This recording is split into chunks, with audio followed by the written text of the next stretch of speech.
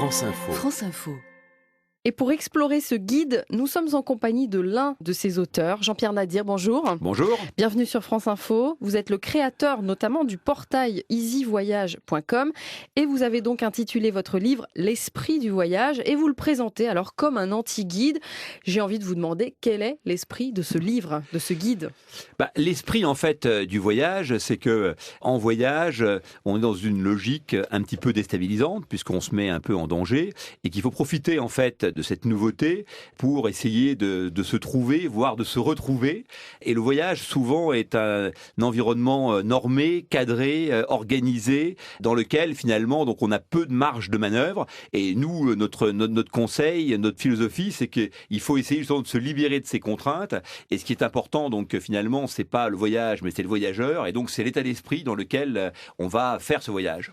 Alors vous dites, déréglons-nous, libérons les voyageurs. Comment on fait pour se libérer ?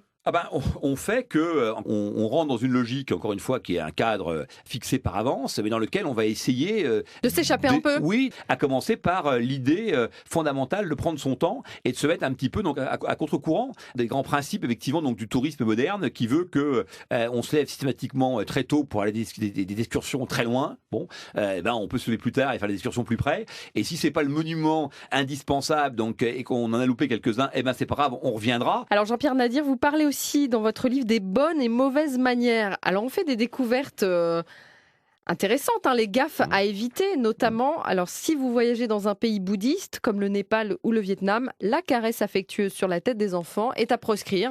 Oui, alors il paraît que c'est moins vrai. J'étais en Birmanie, donc il y a maintenant 2 mois. Mon guide birman me disait que c'était plutôt une croyance ancestrale et que maintenant ça avait tendance effectivement donc à disparaître à Rangoon notamment dans les grandes villes. Mais enfin dans les villages, c'est encore le cas effectivement. Donc c'est un geste qu'il vaut mieux éviter. Vous nous expliquez aussi, si vous êtes en Sardaigne ou en Grèce, évitez de lever le pouce, c'est perçu comme une invitation sexuelle. C'est vrai. Moi d'ailleurs quand j'étais ado, mon premier voyage je l'ai fait à 16 ans en stop donc en Irlande. Le stop c'était une école formidable de la vie. Alors ça a beaucoup maintenant décliné, je pense que c'est plus du tout en vogue, mais à mon époque ça permettait vraiment de sentir le pays. Alors là pour le coup l'éloge de la lenteur était au rendez-vous car on ne savait pas, on savait quand on se mettait au bord de la route, on savait pas quand est-ce qu'on partait, mais c'était évidemment des moments extrêmement intéressants, extrêmement riches, extrêmement forts.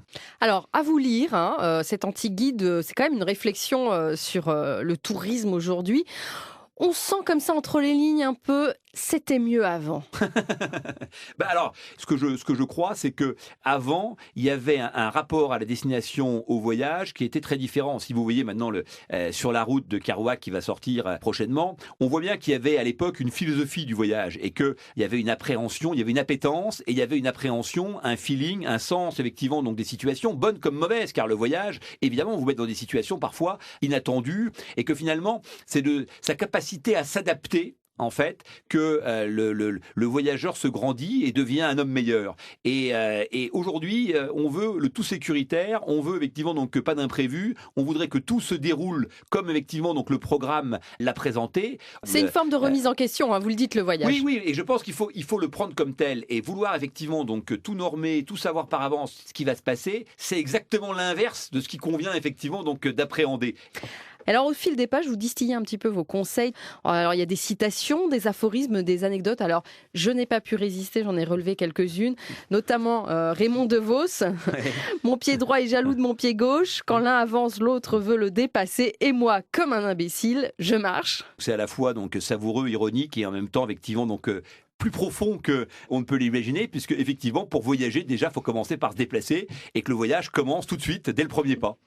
Et alors pour rejoindre ce que vous disiez tout à l'heure, ce proverbe chinois qu'on trouve dans le livre, le vrai voyageur ne sait pas où il va. C'est vrai. Je pense que le voyage, c'est aller chercher un bout de conversation donc à l'étranger, ailleurs. C'est le fait de considérer que un étranger, c'est un ami qu'on n'a pas encore rencontré. Et tout ça, effectivement, donc fait la beauté de l'ailleurs. Faut aussi savoir que ailleurs, pour les gens de là-bas, c'est ici, et que le voyage ne règle pas tous les problèmes, et qu'on transporte aussi évidemment avec soi. En tous les cas, quand on fuit, on retrouve ce qu'on a laissé à l'arrivée. On se fait rattraper rapidement, exactement. Merci beaucoup, Jean-Pierre Nadir. Merci à vous. Et je rappelle le titre de votre guide, L'esprit du voyage, publié aux éditions du Cherche Midi. Merci à vous. Merci.